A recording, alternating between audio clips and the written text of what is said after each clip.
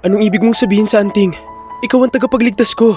Salamat sa anting na to, nahanap kita. Yung pagguho ng lupa noon, yung pangyayari na yon, Natatandaan mo pa? nagkating ako noon, napadaan lang ako. Nang makita kita, natakot ako ng husto. Nung umiyak ako, humingi ako ng tulong. Nagkataon lang naman, wag mong isipin. April, wala akong pake kung sinadya mo man o nagkataon lang.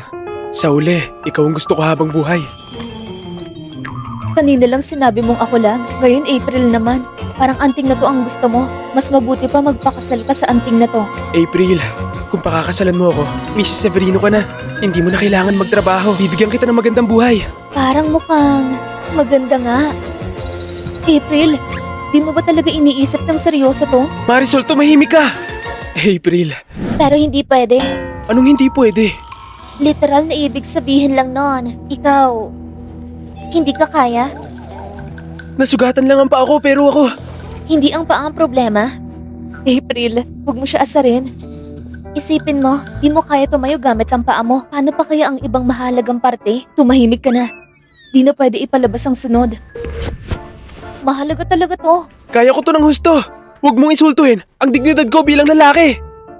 Ang dignidad mo, nakadepende lang sa isang organo? Napaka-pathetic mo naman. Tama. Ah! Ang paa ko ay gumaling na. Ako, totoong kaya! Grabe. Ito na ang kapangyarihan ng tamang babae. Ang pilay na to nakatayo na.